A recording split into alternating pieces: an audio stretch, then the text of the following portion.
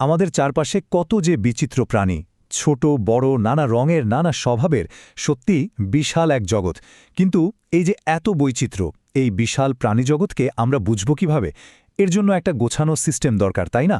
আজকের এই আলোচনায় আমরা ঠিক সেই পদ্ধতিটাই সহজভাবে জানব, যা বিজ্ঞানীদের এই বিশাল জগৎকে সাজাতে সাহায্য করে। আচ্ছা, একটু ভাবা যাক তো, আমরা চারপাশে যত প্রাণী দেখি তারা কি সবাই একরকম? সবারই কি মেরুদণ্ড আছে? কিংবা তারা কি সবাই একই জায়গায় থাকে, একই জিনিস খায়?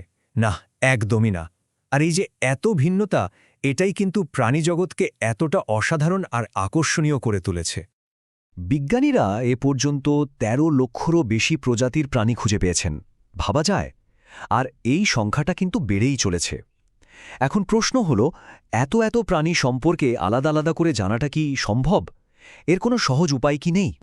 এই বিশাল রহস্যের সমাধান করতেই চলুন আমরা একটা অভিযানে বেরোই। এই যাত্রায় আমরা প্রথমে দেখব প্রাণীজগৎ কতটা বিশাল, তারপর জানব এদেরকে গোছানোর বা বিন্যাস করার দরকারটা কেন হলো। আমরা দেখব কারা এই পদ্ধতির কারিগর, বুঝব প্রাণীদের নাম দেওয়ার কৌশলটা কি, আর সবশেষে আমরা প্রাণীজগতের মূল নকশাটাই উন্মোচন করব। চলুন শুরু করা যাক। দেখুন, লক্ষ লক্ষ প্রাণীকে একটা একটা করে চেনা বা তাদের সম্পর্কে জানা, এটা তো প্রায় অসম্ভব একটা কাজ। ঠিক এই সমস্যাটার সমাধান করার জন্যই বিজ্ঞানীরা একটা দারুণ পদ্ধতি বের করেছেন, যার নাম শ্রেণীবিন্যাস। এটাই হলো সেই চাবিকাঠি যা প্রাণীজগতের বিশাল রহস্যকে আমাদের বোঝার আওতায় এনে দেয়।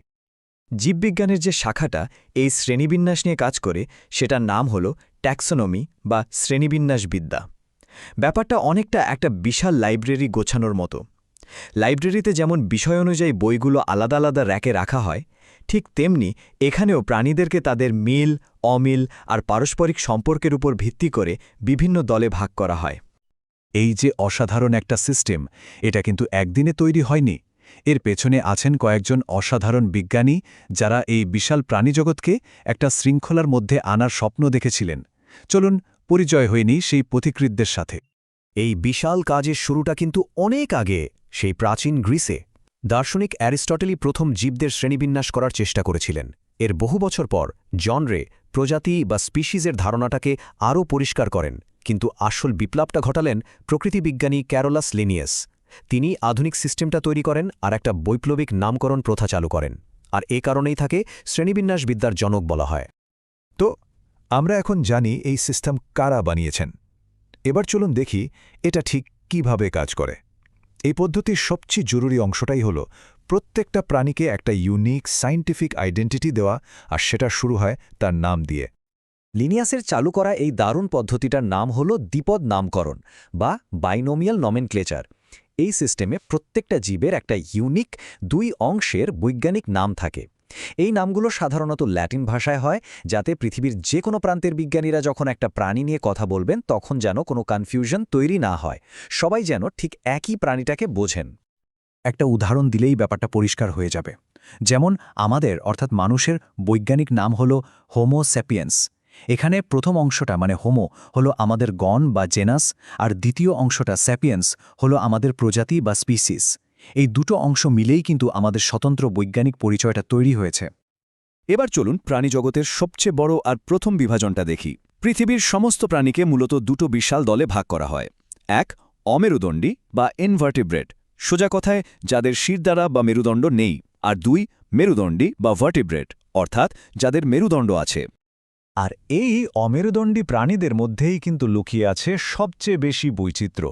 ভাবুন একবার, পরিফেরা পর্বের স্পঞ্জের শরীরটা যেমন অসংখ্য ছিদ্র দিয়ে তৈরি, আবার নিডেরিয়া পর্বের জেলিফিশের কাছে আছে শিকার ধরার জন্য বিশেষ স্টিঙ্গিং সেল।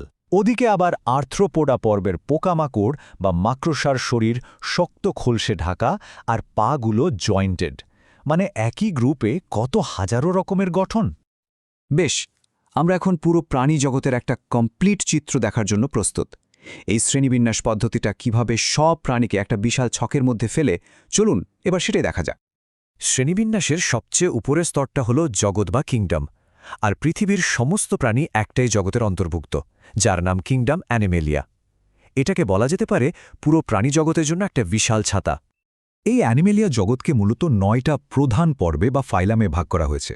এখন এই তালিকার সবচেয়ে ইন্টারেস্টিং ব্যাপারটা কি জানেন? প্রথম 8টা পর্বের সমস্ত প্রাণী কিন্তু অমেরুদণ্ডী। একমাত্র শেষ পর্বটা কডাটা, সেটার মধ্যেই সব মেরুদণ্ডী প্রাণীরা পড়ে। আর যদি সংখ্যার দিক দিয়ে দেখি তাহলে তো আমরা এক অবিশ্বাস্য সত্যিটা দেখতে পাই। প্রাণী জগতের মোট প্রজাতির মধ্যে প্রায় ৯৭% হল অমেরুদণ্ডী, আর আমরা মানে মাছ, পাখি, বাঘ, মানুষসহ সব মেরুদণ্ডী প্রাণীরা মিলে মাত্র ৩%। আমরা নিজেদেরকে যতই গুরুত্বপূর্ণ ভাবি না কেন, প্রকৃতির এই বিশালতার কাছে আমরা কিন্তু খুবই ছোট একটা অংশ।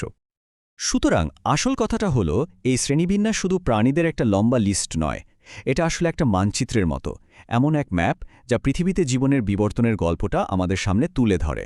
এটা আমাদের দেখায় কোন প্রাণী কার সাথে সম্পর্কিত, আর লক্ষ লক্ষ বছর ধরে জীবন কিভাবে নিজেকে বদলেছে।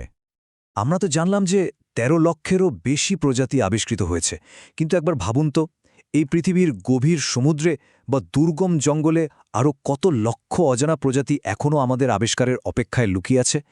এই অনুসন্ধান হয়তো কোনোদিনই শেষ হবে না।